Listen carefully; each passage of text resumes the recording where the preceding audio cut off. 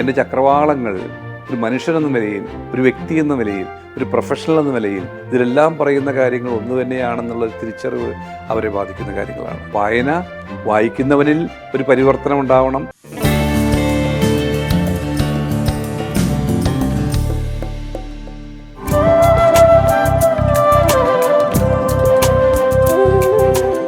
കേരള നിയമസഭയുടെ അന്താരാഷ്ട്ര പുസ്തകോത്സവത്തിൻ്റെ എഡിഷൻ 3 ഈ ജനുവരി 7 മുതൽ 13 വരെ നടക്കുകയാണ്. വളരെ മാതൃകാപരമായ ഒരു നടപടിയായിട്ടാണ് ഞാനിതിനെ കാണുന്നത്.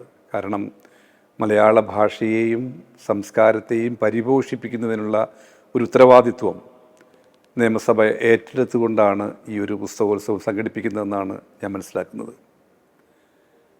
സാധാരണ നിലയിൽ പറയുന്നത് പോലെ വായന കുറഞ്ഞു വരുന്നു. വായന തന്നെ വളരെ സെലക്റ്റീവായിക്കൊണ്ടിരിക്കുന്നു. ഓരോ കരിയർ, പ്രൊഫഷൻ, താല്പര്യങ്ങൾ ഇതനുസരിച്ച് വായന പരിമിതപ്പെട്ടുകൊണ്ടിരിക്കുന്നു. ഇങ്ങനെയൊക്കെ സംഭവിച്ചുകൊണ്ടിരിക്കുന്ന ഒരു കാലഘട്ടത്തിൽ അതിന് സമാന്തരമായി തന്നെ പുസ്തകങ്ങളുടെ പ്രകാശനവും പ്രസാധനവും ഒക്കെ കൂടി വരികയും ചെയ്യുന്ന ഒരു കാലഘട്ടത്തിലാണ് നമ്മൾ ജീവിക്കുന്നത്. അപ്പോൾ ഞാനൊക്കെ ഉൾപ്പെടുന്ന തലമുറ ദൃശ്യ മാധ്യമങ്ങളിലേക്ക്, അതിൻ്റെ ദൃശ്യമാധ്യമ സംസ്കാരത്തിലേക്ക് എത്തുന്നതിന് മുമ്പ് ഏറ്റവും ആധികാരികമായി ആശ്രയിച്ചിരുന്നത് പുസ്തകങ്ങളെ തന്നെയാണ്. അപ്പോൾ ഈ പുസ്തകങ്ങളുടെ സ്വാധീനം ഓരോ വ്യക്തിയുടെയും ആ വ്യക്തിത്വ വികസനത്തിന്, അവൻ്റെ സാംസ്കാരിക ഉന്നമനത്തിനൊക്കെ പ്രയോജനപ്പെട്ടിരുന്ന ഒരു കാലഘട്ടത്തിലാണ്. അപ്പോൾ വായനയെ ഒഴിച്ചു നിർത്താനാവാത്ത വിധത്തിൽ, അതൊരു പക്ഷേ വിദ്യാഭ്യാസ കാലഘട്ടത്തിൽ പഠനവുമായി ബന്ധപ്പെട്ട പുസ്തകങ്ങളാവാം, അതിൻ്റെ റെഫറൻസ് പുസ്തകങ്ങളാവാം. ആ റെഫറൻസിൽ നിന്ന് ഉത്തേജനം ലഭിച്ച് അത്തരം കാര്യങ്ങളിലേക്ക് വായിച്ചു പോകുന്ന, അങ്ങനെ അന്വേഷണങ്ങൾ മുന്നോട്ട് കൊണ്ടുപോകുന്ന കാലഘട്ടം ഉണ്ടായിരുന്നു. ഞാൻ തുടക്കത്തിൽ തന്നെ പറയട്ടെ, അങ്ങനെ ഒരു വലിയ വായനക്കാരനൊന്നും അല്ല ഞാൻ.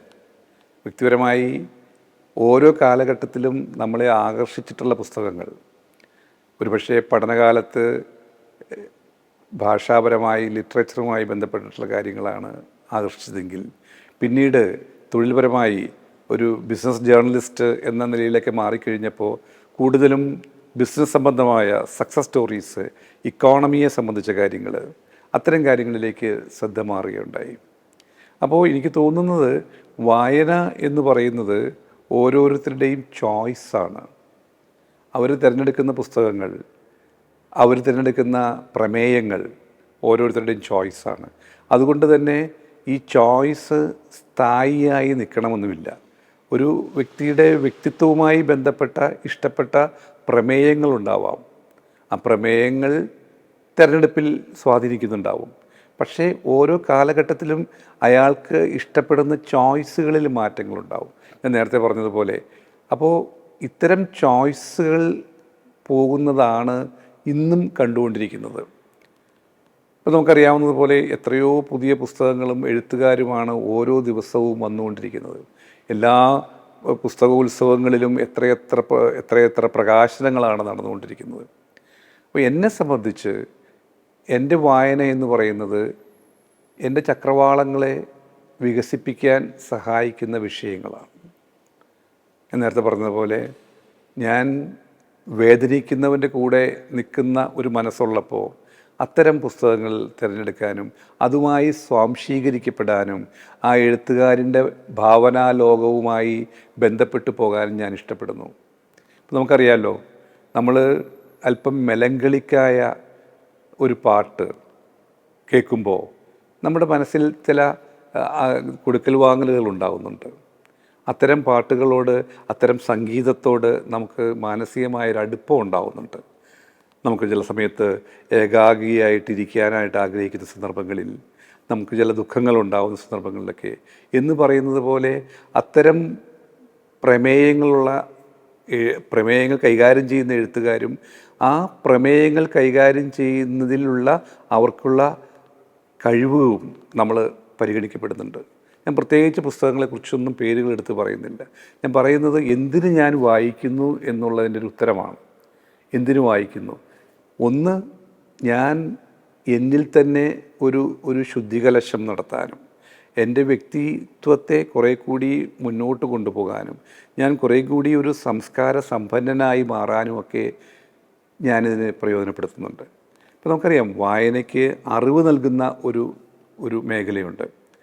വാസ്തവത്തിൽ വായന അറിവ് മാത്രമല്ലല്ലോ. അറിവ് നൽകുന്നുണ്ട്, അത് അറിവ് പ്രയോജനപ്പെടുത്തുന്നുണ്ട്. പക്ഷേ അത് നമ്മളുടെ ഒരു ആത്മാംശം ആ വായനയിൽ ചേർന്ന് പോകുന്നു. അത് ക്ലാസിക്കുകളാണെങ്കിലും അത് മതഗ്രന്ഥങ്ങൾ എന്നുള്ള വേർതിരിവൊന്നുമില്ല.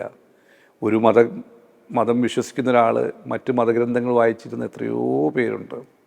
അപ്പോൾ ഈ മതഗ്രന്ഥങ്ങളുടെ സാർവലൗകികത അവരെ ആകർഷിക്കുന്ന ഘടകങ്ങളാണ്.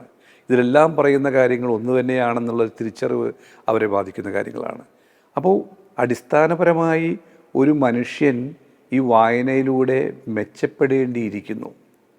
ഇപ്പോൾ വായന നൽകുന്ന ഒരു വ്യക്തിഗതമായ സുഖം, അതിൻ്റെ ഒരു സൗരഭ്യം, ഇതൊക്കെ നിലനിൽക്കുന്നുണ്ട്. അപ്പോൾ ഒരാൾ എത്ര അളവിൽ എത്ര പുസ്തകങ്ങൾ എത്ര എഴുത്തുകാരെ വായനയിലൂടെ പരിചയപ്പെട്ടു എന്നുള്ളതിനേക്കാൾ ഞാൻ കാണുന്നത് പരിമിതമായ വായനയാണെങ്കിൽ പോലും അതിൽ എത്രമാത്രം ആ വായനക്കാരൻ സ്വാംശീകരിക്കുകയും ആ സ്വാംശീകരിച്ച പ്രമേയങ്ങൾ, ആശയങ്ങൾ ആ വ്യക്തിയെ എത്രമാത്രം നല്ല മനുഷ്യനാക്കി മാറ്റി എന്നുള്ളതാണ്. ഈ വായന കൂടുകയും ഒരു മനുഷ്യൻ മോശക്കാരനായി നിലനിൽക്കുകയും ചെയ്താൽ ആ വായന കൊണ്ട് യാതൊരു പ്രയോജനവുമില്ലെന്ന് വിശ്വസിക്കുന്ന ഒരാളാണ് ഞാൻ. ആ വായന കൊണ്ട് ആ വ്യക്തിയെ സ്വാംശീകരിക്കാനും ഒരു ബെറ്റർ പേഴ്സണാക്കി മാറ്റാനും ആ വായനയ്ക്ക് സാധിക്കണം. അല്ലെങ്കിൽ ആ വായന കേവലം ഒരു ഒരു ഒരു വ്യായാമം മാത്രമായി മാറുന്നു. ഞാൻ ഇത്രയേറെ പുസ്തകങ്ങൾ വായിച്ചു, ഇത്രയേറെ എഴുത്തുകാരെ വായിച്ചു, ഇത്രയേറെ ഇതെല്ലാം ഉണ്ട്. പക്ഷേ ആളുടെ വ്യക്തിത്വത്തിൽ, അയാളുടെ ക്വാളിറ്റി ഓഫ് ലൈഫിൽ അയാളൊരു സംസ്കാര സമ്പന്നനായി മാറുന്നില്ല എങ്കിൽ, ഞാൻ പലപ്പോഴും ജീവിതത്തിൽ നേരിട്ട് കണ്ടിട്ടുള്ള അനുഭവങ്ങളാണത്. വലിയതായി വായിക്കുകയും വലിയ എഴുത്തുകാരെക്കുറിച്ച് പ്രസംഗിക്കുകയും ചെയ്യുന്നവർ അവരുടെ സ്വകാര്യ ജീവിതത്തിൽ വളരെ ചെറിയ മനുഷ്യരായി മാറുന്ന തരത്തിൽ. അപ്പോൾ ഈ ഞാൻ എന്തുകൊണ്ട് വായിക്കുന്നു എന്നുള്ളത് ഞാനൊരു ബെറ്റർ മനുഷ്യൻ, ഹ്യൂമൻ ബീയിങ് ആയി മാറാൻ എൻ്റെ ഭാവുകത്വങ്ങൾ, എൻ്റെ ചക്രവാളങ്ങൾ ഒരു മനുഷ്യനെന്ന നിലയിൽ, ഒരു വ്യക്തി എന്ന നിലയിൽ, ഒരു പ്രൊഫഷണൽ എന്ന നിലയിൽ വർദ്ധിപ്പിക്കാൻ ഈ വായന പ്രയോജനപ്പെടുന്നില്ലെങ്കിൽ ആ വായന എന്നെ സംബന്ധിച്ച് അത് പ്രയോജനരഹിതമാണ് എന്ന് പറയാൻ എനിക്ക് മടിയില്ല.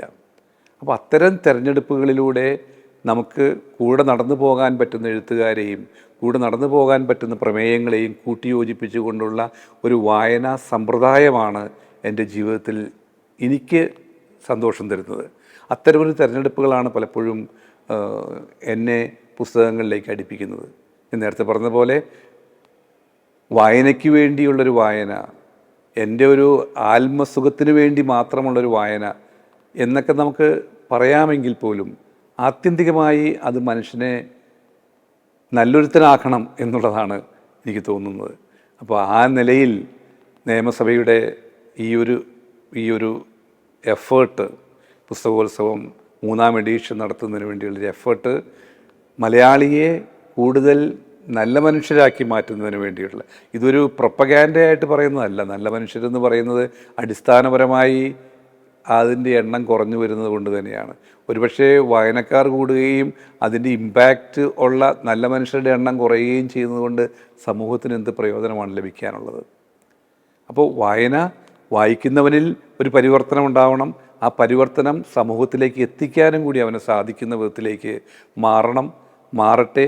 പുതിയ തലമുറ അവർ തിരഞ്ഞെടുക്കുന്ന പുസ്തകങ്ങൾ അവരുടെ കരിയറായിട്ടോ പ്രൊഫഷനുമായിട്ടോ ബന്ധപ്പെട്ടതാണെങ്കിൽ പോലും അത് ആ ചക്രവാളങ്ങൾ വികസിക്കുന്നതനുസരിച്ച് ആ മാനവികത വികസിക്കുകയും അത് സമൂഹത്തിന് കൂടുതൽ പ്രയോജനമുള്ളതായി മാറുകയും ചെയ്യണം എന്നാണ് ഈ എളിയ ഒരു വിശ്വാസം.